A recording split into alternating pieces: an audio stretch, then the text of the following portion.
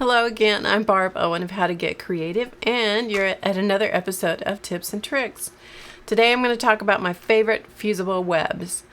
Fusible webs are a great product. I mean, they're just so great, and they've come such a long way in the last, 10 or 12, 15 years.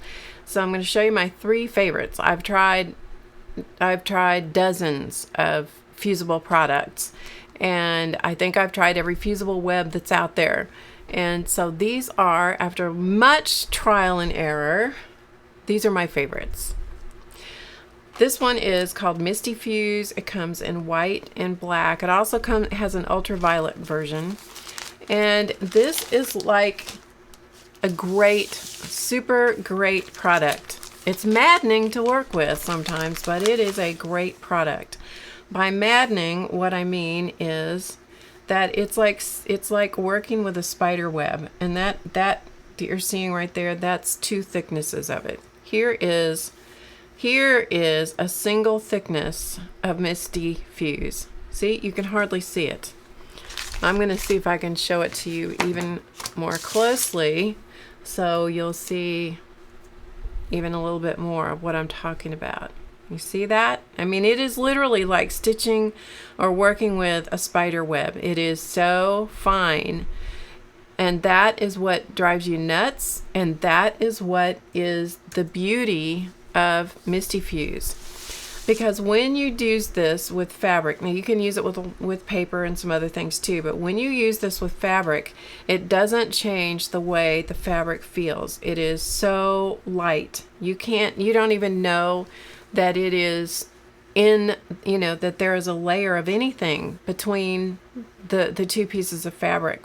I made an entire quilt that I fused all the pieces together, and it had some of the areas, it had 4 or 5 layers of fused fabric stacked up in the quilt block, and it was still just as nice and pliable as just having 4 or 5 thicknesses of fabric stacked up. I mean, this did not add any extra weight to that fabric. It's an amazing product, but it is not paper backed, and so you have to exercise patience when you're working with it, which is not always our strong suit, let's be honest, but it is a great product. I can't say enough about it, and it will make you crazy sometimes.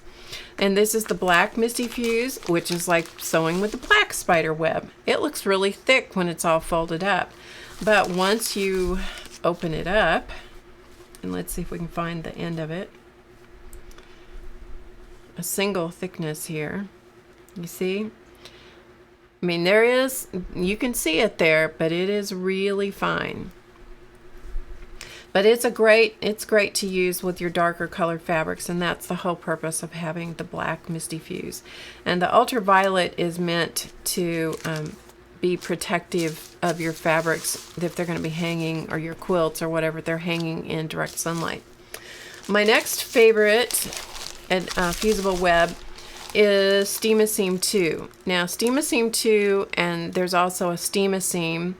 Those products are just now coming back on the market. These were on the market for years, and then they had an issue with the paper. Their supplier of their parchment paper went out of business or something. Anyway, they were out of availability for quite a while, and I just ordered this recently.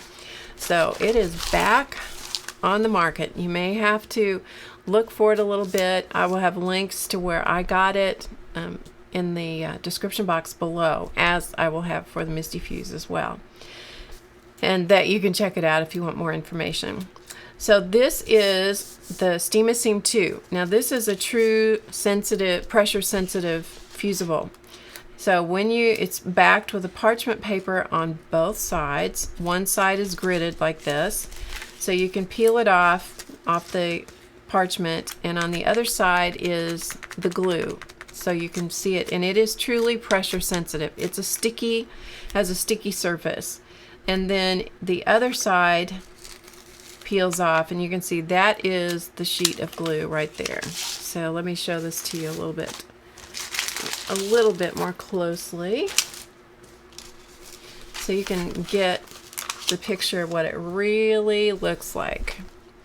So there is the sheet of glue, and see, that is much thicker. I know that you can tell that is much thicker than the Misty Fuse. To look at it, is my finger is much more obscured underneath that, but it is pressure sensitive. You can see it sticking to my finger.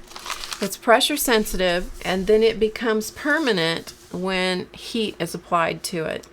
So hence the name steam a seam, because steam and heat is what bonds it and makes it a permanent fuse. And I always, with fabric, especially anything that's going to be laundered at all, I always go back and secure it with a machine stitch of some kind. But if you use paper, use like fabric to paper or paper to paper with the steam a seam, it's a permanent bond. Once it's really bonded, it's permanent. And this one also can be run through your printer. So you can run it through your printer, and then the grid lines also help you for lining things up and so forth. It's a really great product. I'm just so glad that they have it back on the market again. But paper-backed fusible web, steam a seam too. And then probably the one that you might be the most familiar with is Pellon 805 Wonder Under transfer web. It's Wonder Under, and now this has paper on one side of the fusible. So there's a bumpy side or a textured side, that's the glue side. The other side is just a parchment paper. Okay, so it has paper on one side. This is easy to find. It is pretty easy to work with, honestly. There's a certain amount of pressure sensitivity to it. If you put this down on fabric, it will stick a little bit, but it does not stick like the Steam a Seam 2 does. So you do have to apply heat with this in order to get it to actually fuse or stick to the fabric. Once it's stuck to the fabric, you can cut out your shapes or whatever you're going to use it for. Then you peel, let it cool. With any of these, you must, if they're paper backed, you have to let them cool before you try and peel off that paper. If you don't, that's a problem. The glue will try to come with the paper if it's not entirely cool. It's got to be cool to be stuck to the fabric or the paper or the whatever you're sticking it to. So once it is stuck down and you've cut out your shape, then you can take off the paper, and then you can use the heat of your iron, to attach it to whatever else you're wanting to attach it to.